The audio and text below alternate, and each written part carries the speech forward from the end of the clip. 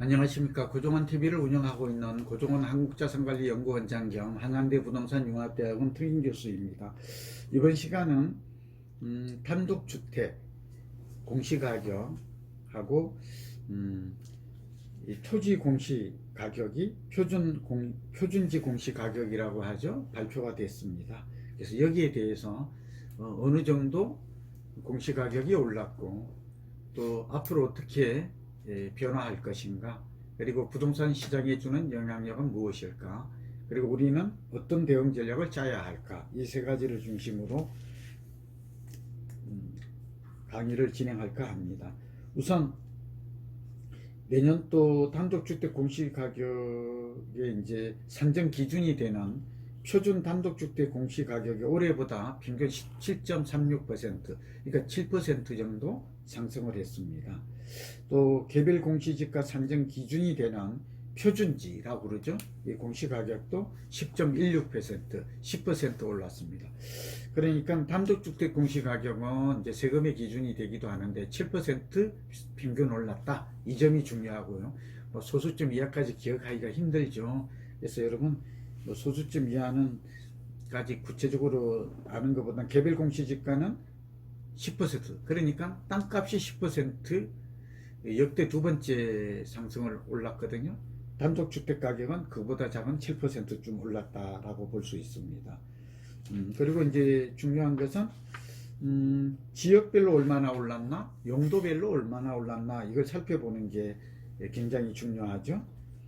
우선 표준 단독주택 공시가격은 시도별로는 서울이 10%, 부산이 9% 올랐어요. 그러니까 지방도 많이 올랐죠.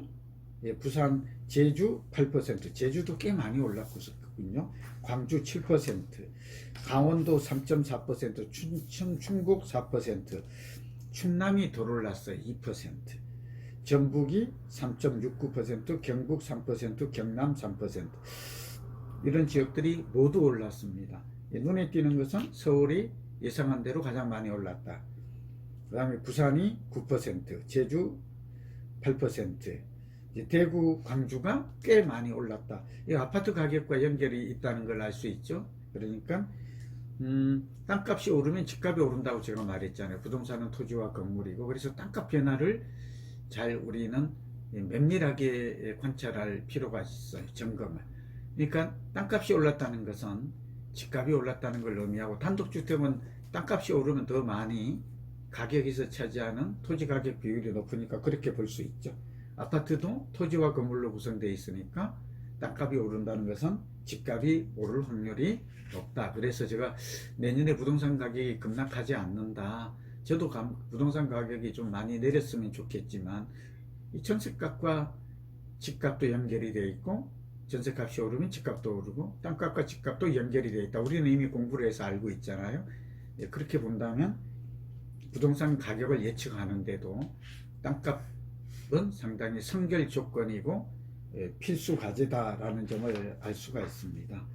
그 다음에 이제 용도별로가 좀 다양한데요. 지금 현재 말씀드린 것은 단독주택이었잖아요. 그러니까 표준지 공시가격은 이제 땅값이에요. 아까 지금 좀 전에는 이제 단독주택을 말씀드리고, 시도별로는 땅값은 서울이 11%, 비슷하죠. 10%, 11%. 큰 차이는. 세종시가 땅값이 또 11% 올랐어요. 대구가 10% 오르고. 그러니까 보니까 단독주택 가격과 이것도 좀 일관성이 좀 떨어지긴 하군요. 어쨌든 연결은 되는데, 서울, 아까 말씀드린 대로 대구, 부산도 10% 올랐어요. 그러니까 단독주택 가격보다 땅값 상승률이 더 높다라는 점을 하나 알 수 있죠. 여기서 비교해보면.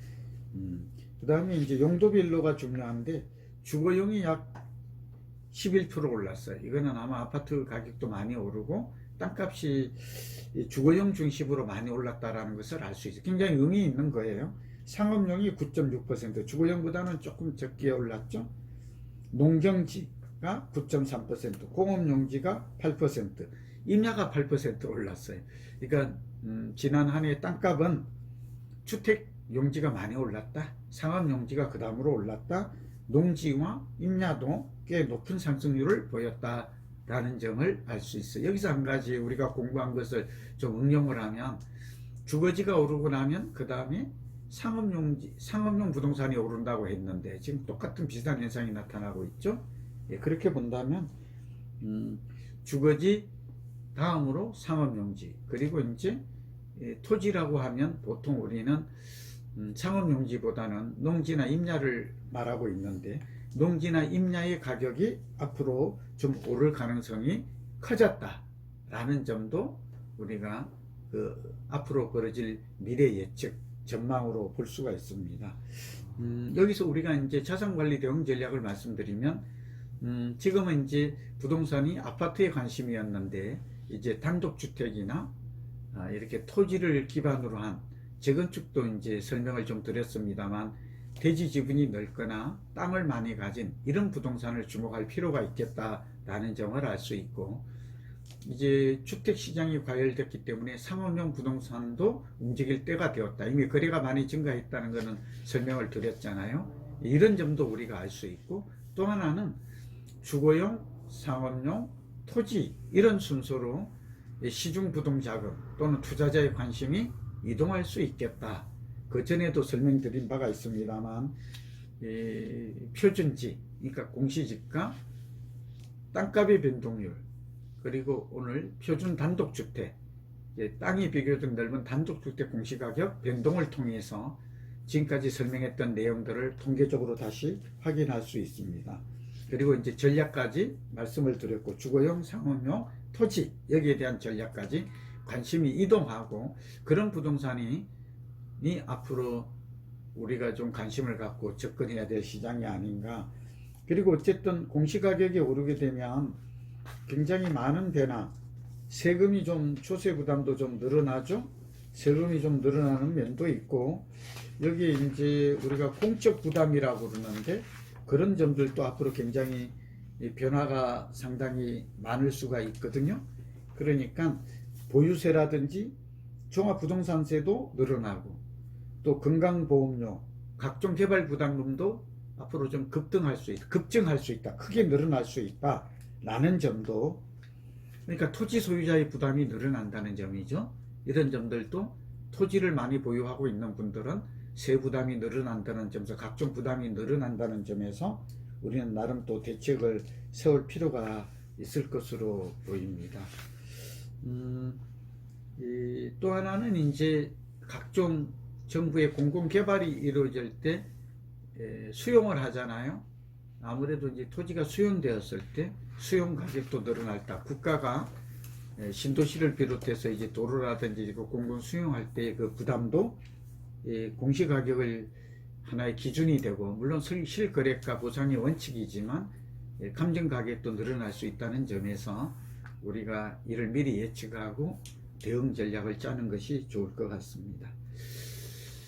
토지에 관한 내용, 또 아까 시장 분석에 관한, 그러니까 주거용 부동산, 상업용 부동산, 토지 시장에 대한 그런 분석과 예측과 전략에 관해서도 뭐 책을 자꾸 홍보하는 것 같아서 그렇습니다만, 살찌팔찌 제가 최근의 저서에도 잘 나와 있기 때문에, 혹시 좀 오늘 더 깊이 있는 그런 공부와 이제 심층 분석, 또 미래 예측이 궁금한 분들은 책을 참고하시는 것도 큰 도움이 될 것 같습니다.